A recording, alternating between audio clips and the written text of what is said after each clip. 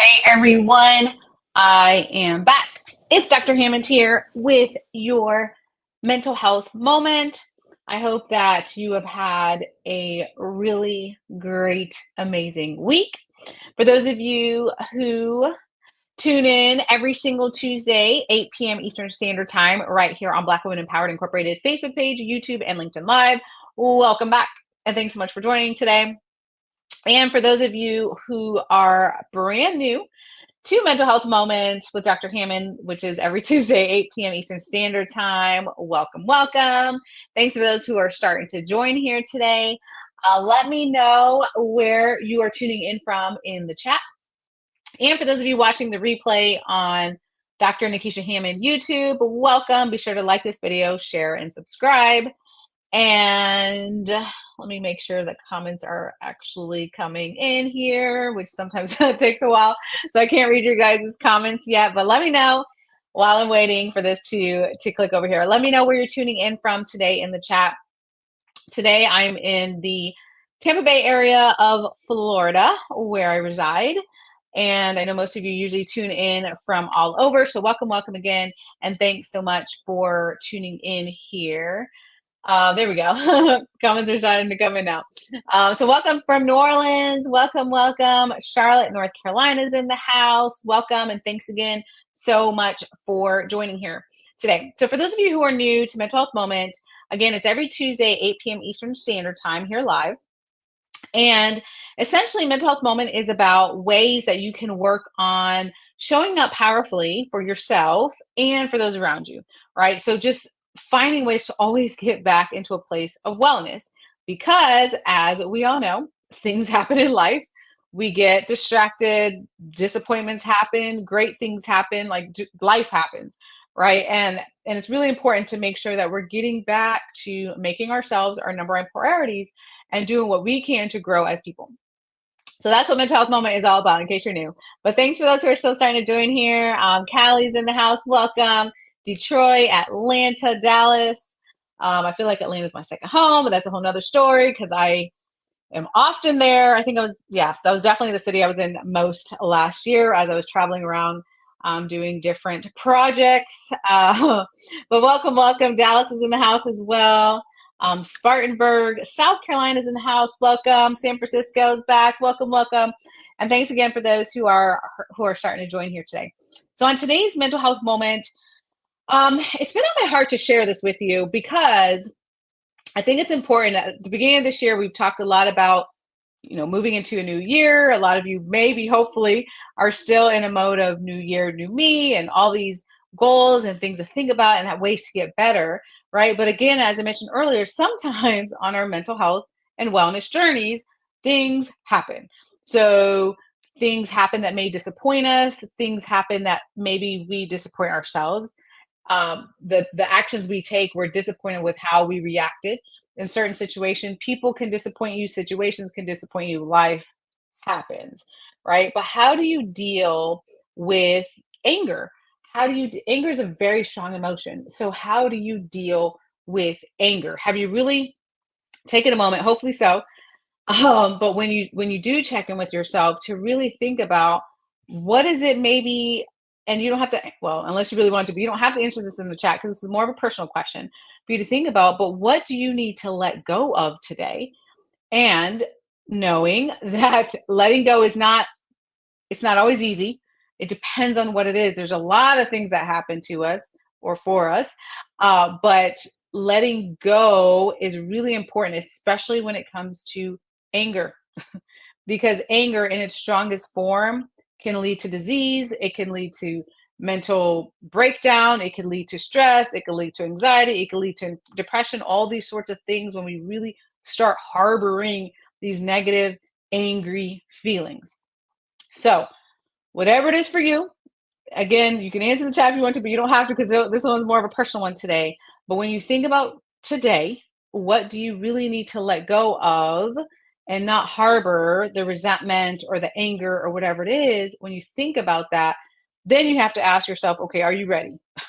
Right? The first thing is, what do I need to let go of? Fill in the blank for you.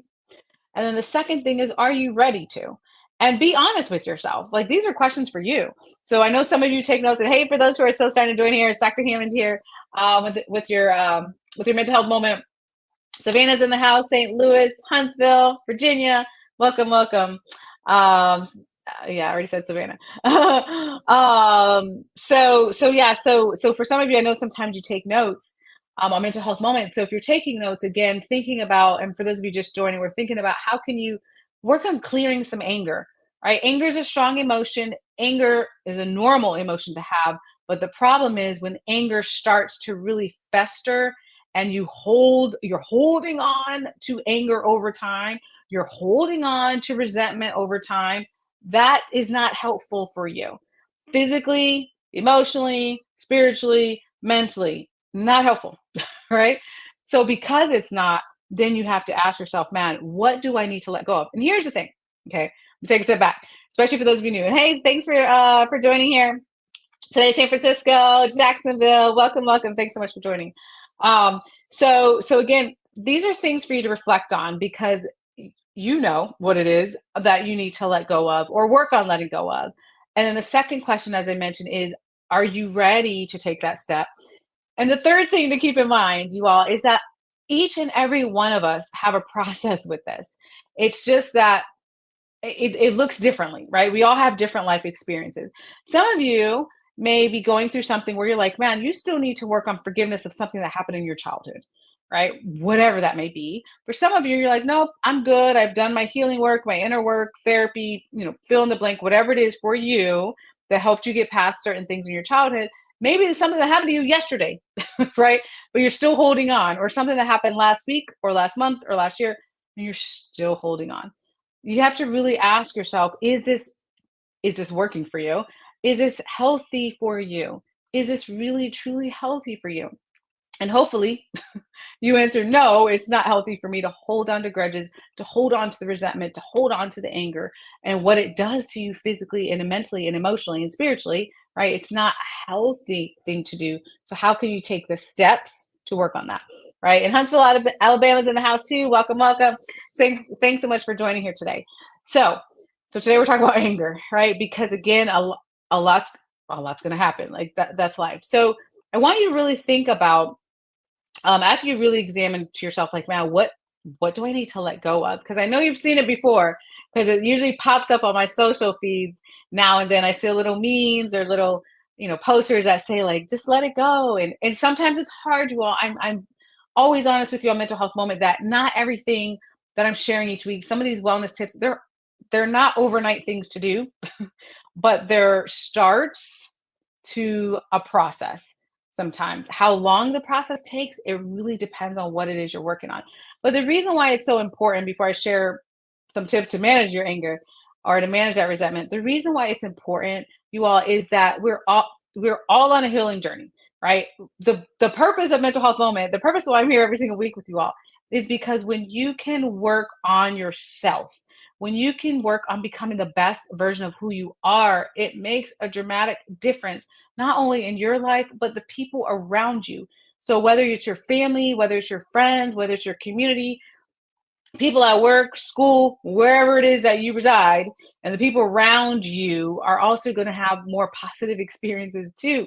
So you're sharing the love, right? Sharing and just really making a better difference in the world. I don't want to sound too cliche, but when you show up in a better healed version of you, in a more positive version of you, in a I got this, I'm not holding on to the anger and the resentment and all the things that maybe I'm holding on to, that has an impact for people around you as well. Someone said, New Orleans is in the house, welcome. Someone said, it's easy to let go of anger if you think about what if today was my last day alive? What's causing my anger? Would what's causing my anger matter? No, this is how I get past it. Beautiful. And here's the thing. For those of you new to mental health moment, I will share with you different tips every single week. You do what works for you. So for that person that just mentioned that works for a lot of people. And I've heard that really, really often with people that I've spoken to when I go into different communities, speaking about mental health, meeting people from all over the world, which is pretty fun. But I have heard that before, that again, just putting things into perspective. For some of you who are not new to mental health moment, that was my word this year, right? For 2024, perspective. But putting things into perspective, and that anger that you're holding on to, is it really going to be worth it in the next month or 6 months or a year or 5 years? Like, is it really worth it? Right? Probably not for most things. Someone said anger causes much more damage to the one having it than those causing it. Yes. Yes. Thank you for sharing that. There's so much research about what anger does when we hold on. I mean, it contributes to our stress level. It contributes uh, to blood pressure issues. It can contribute to heart issues. It can contribute to so many things physically and also mentally too, with depression and with anxiety and with feelings of worthlessness and low self-esteem and all these sorts of things that can happen. And your body, I'm so fascinated now because lately I feel like I've been in a lot of spaces where I'm learning a lot more about chemicals that we more or less can work on controlling in our bodies, right? And how we can work on controlling great chemicals, good chemicals, right? Or negative chemicals in our bodies. So all of that anger and resentment that you're holding on to, it leads to cortisol, which many of you know about, the stress hormone in your body. We don't want things like that, right?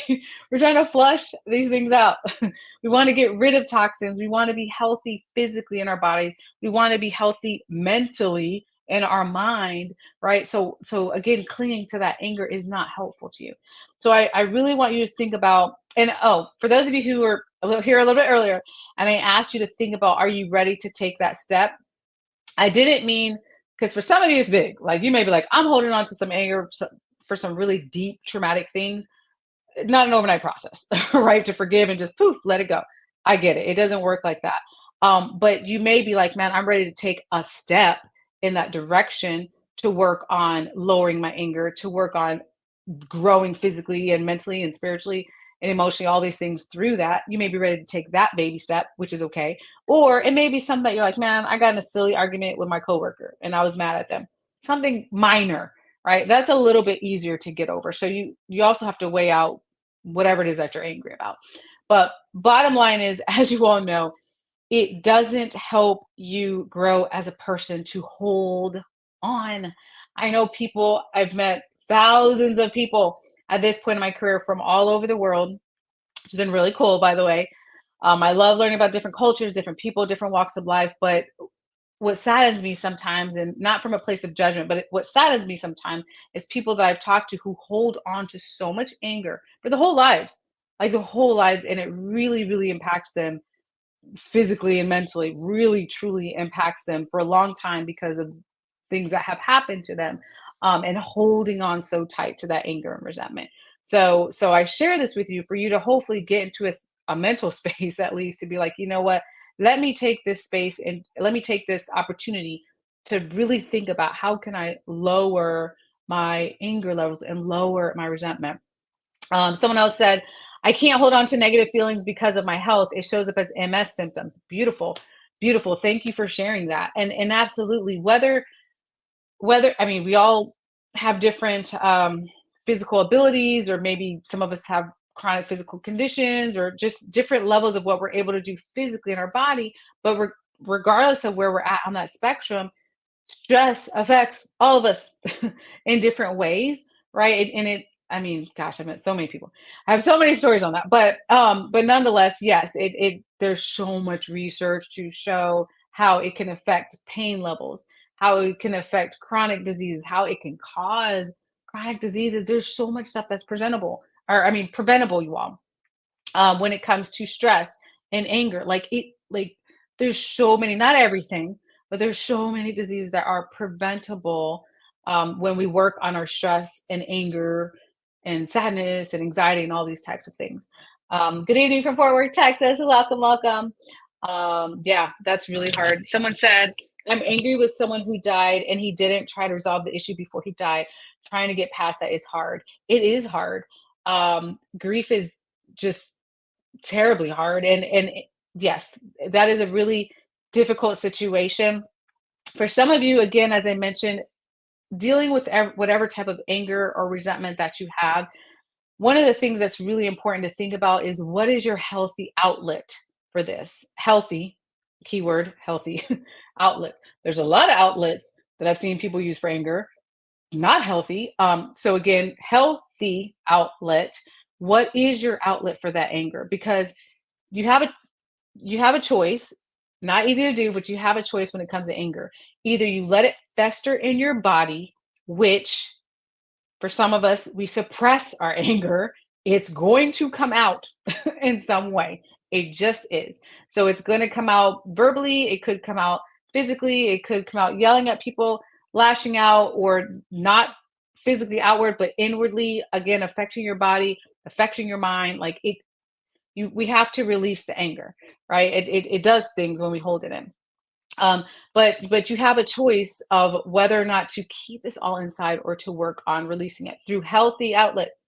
So, what is your healthy outlet? So put it, let me know in the chat what that could be. So, for example, healthy outlets, not unhealthy, is whether you need to, maybe some of you have heard the term grounding before, which is really exciting. I'm actually taking this class now about energy and grounding and all these good things because I'm always trying to learn, how can I work on healing? How can I work on being a better version of myself?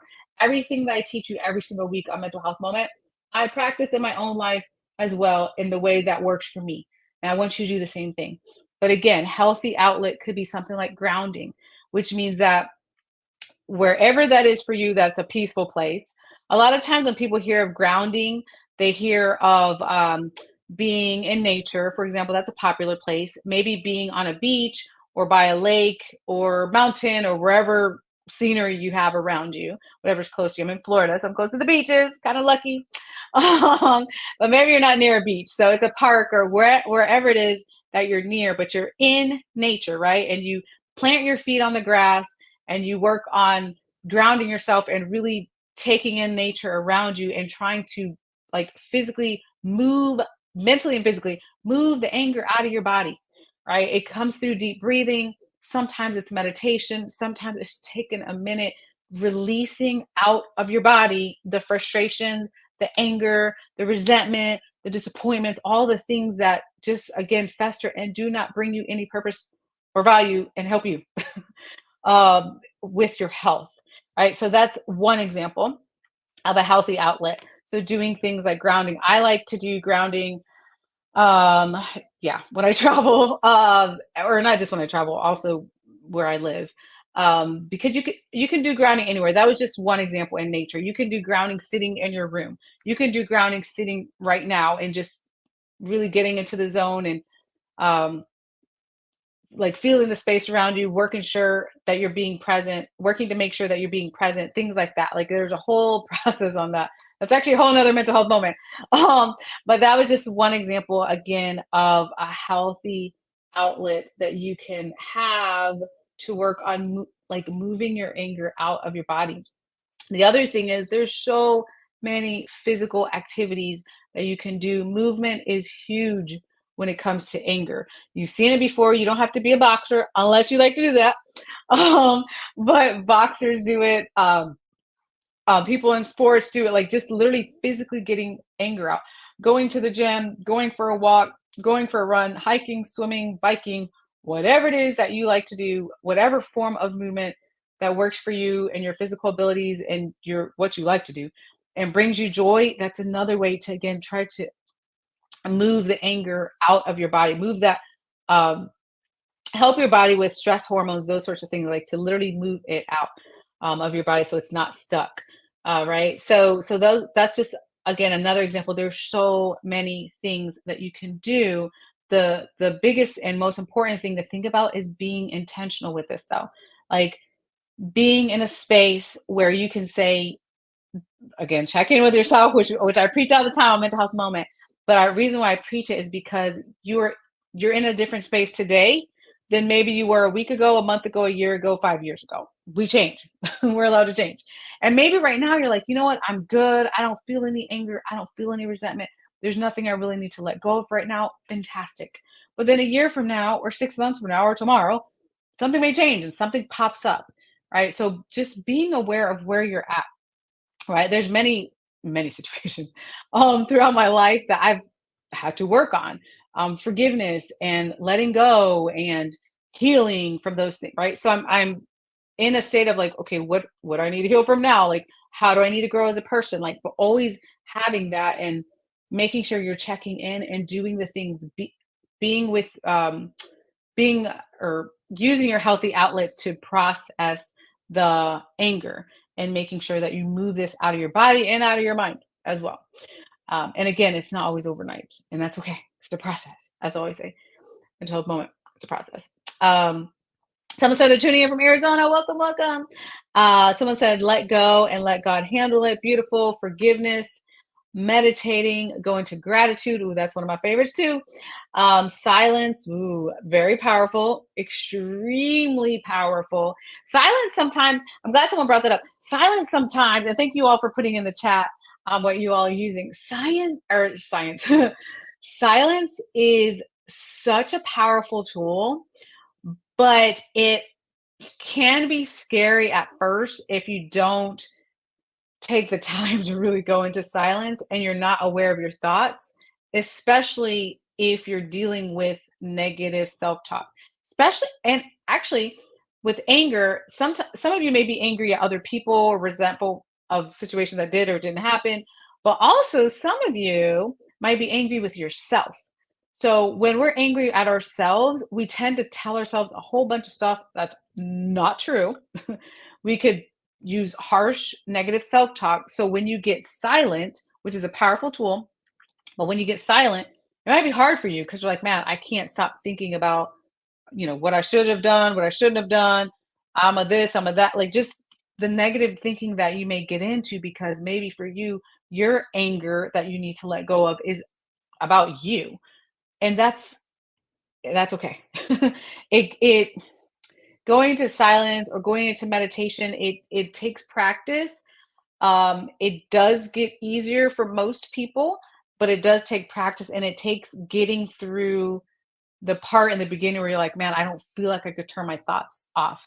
And I honestly wouldn't even worry about that part. It's just important to have silent moments of the day, even if you have 60 seconds or less. Like I always tell you all, it's just important to get into a place where you're not around noise, um, and you just have a couple minutes to de-stress, right? Work on releasing the anger, the resentment, the stress, whatever it is, and practice training your body and your mind to be like, it is okay for me to work on letting go.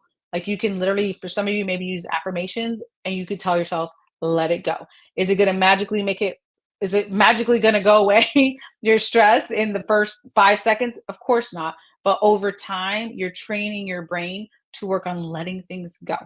And it's a really powerful tool once you master it, which you can. Someone said, nature it is for me. Nature is it for me. Yay, me too. I love it. Someone said, you can't be grateful and angry at the same time. And yes, yes, for some of us, that is true. And for some of us, we're in a space of anger and gratitude all at the same time. And we have a mixture of emotions, and sometimes it's overwhelming and sometimes it's a ride, right? So it just depends on how we're wired. There's no right or wrong to this, though. You all, the best thing to think about, and even if right now, I do want to say this as a big asterisk of today, as I wrap up mental health moment, even if right now you're like, man, I am in a space where I'm angry or I'm resentful or all the things. What I don't want you to do though is get into a self blame game. That also doesn't help you as you're trying to manage the anger or the resentment or the forgiveness of yourself or forgiveness of others or forgiveness of situations or whatever it is that you're dealing with. It doesn't help you to go into a self blame space. So I do ask as you continue on this mental health and wellness journey that we're all on, that you think about not blaming yourself for the anger. Here's the thing, too. One of my favorite quotes by Maya Angelou, actually. She said, like, basically, she said, when you know better, do the best you can until you know better. Then when you know better, you do better. So for some of you, you're like, man, I didn't know. Like, I didn't, maybe you didn't know about mental wellness.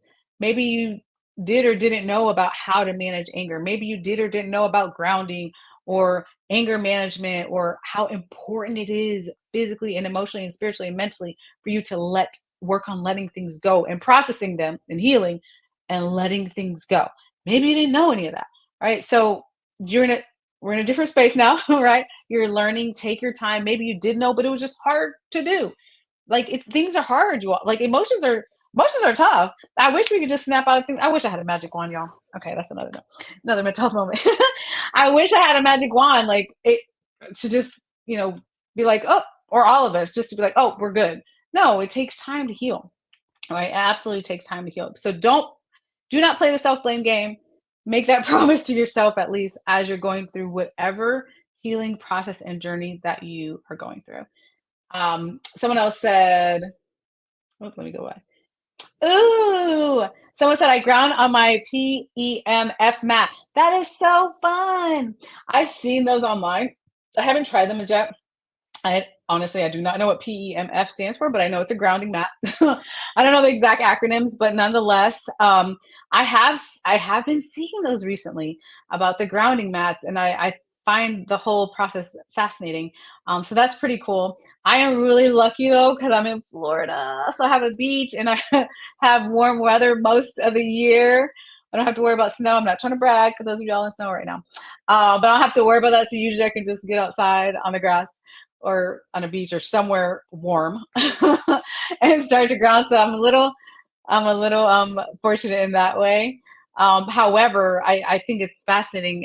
I might still try it though, actually, the grounding mat. So that's cool that you use that. And for those of you that don't know what that is, so another mental health moment. I'm trying to wrap up here with y'all, but there's a lot of different tools now. I really don't feel like they had that a while back, like back when I was growing up. But nonetheless, there's a lot of different tools where you can, let's say you do live in a climate where you're like, I could never get outside because it's so doggone cold, then there's something called grounding mat. And essentially you can stand on it and work on like grounding yourself. And there's all sorts of, yeah, it's made in all sorts of special ways to get you to feel centered and those sort of things that you could feel like if you went to a beach or were on grass or near lake mountains and those types of natural resources.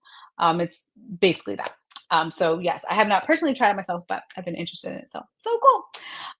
Someone said, let's see. Good evening. Good evening. Faith comes into place for me when I think about how man treated Christ and he was faultless. What should we expect? Man is capable of disappointing. Absolutely. Absolutely. Which, yes. which is why, which is why we cannot blame ourselves. And that's okay. It's okay if you're already in that place, but let's work on getting to a healthier place. The art of letting go is a learned behavior. I have to work at it each day. Very honest answer. I appreciate you sharing that.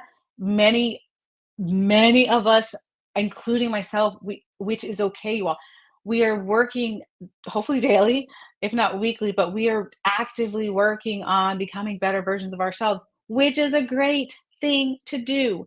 You do it in the way that works for you. When you really stop to think, what do I need to let go of? You're like, oh, I need to let that go, right? And then you take the steps to start to clear your body, clear your mind, and just work on being a better version of who you were the day before that or the month before that, right? Like we're taking the steps. And some of you are taking leaps right now, which is amazing. Some of you are taking baby steps, which is equally amazing, right? Because we have to go at the pace that works for us. Someone said, having a daily routine provides structure that shuttles me into a posture to listen to my body and spirit. Beautiful. You know what's fascinating about that is that so I've there's two different perspectives on daily routines. And it's so fascinating to me because lately I've been reading a lot of different things about most of what you read, right? Is like have the routine and get up and do this and go to sleep and do this. And I'm a fan too of certain parts of your day being in routine. The routine doesn't work for everyone. I was just reading a post by a colleague of mine who I absolutely adore. And she was Jen Gottlieb, and she was saying that she actually stopped her morning routine and she used to have like such a like routine, but she stopped it because she needed a little bit more spontaneity in her life.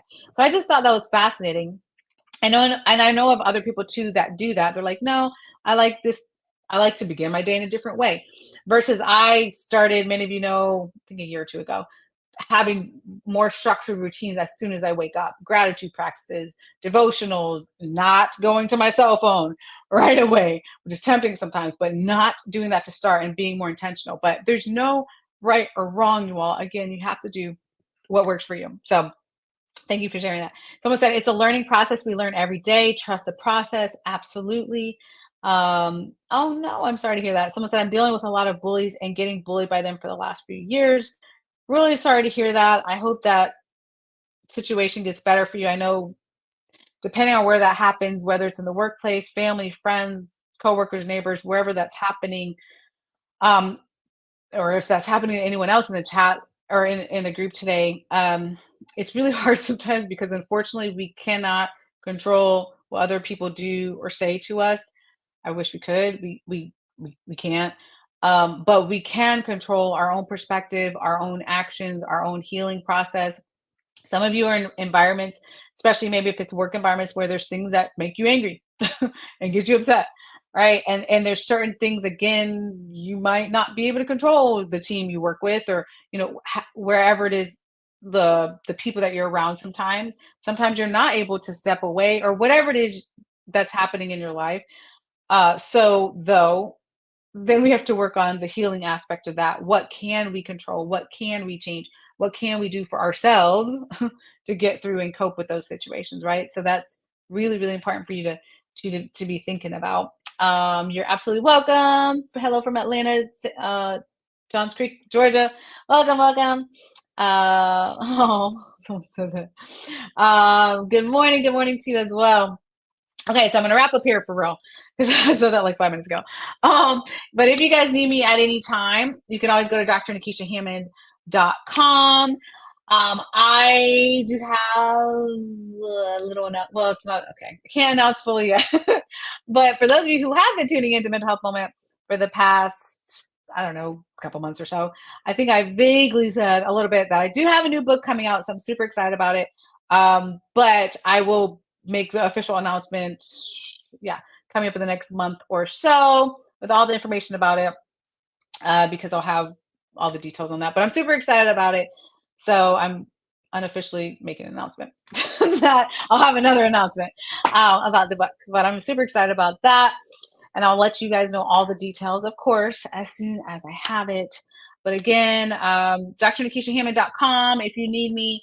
You can also reach out on dr.hammond on Instagram, Dr._Hammond on Twitter, LinkedIn, Facebook, or any other social media platform. I'm usually sharing some sort of mental health resource or so on there. But again, I hope you have an amazing week coming up here.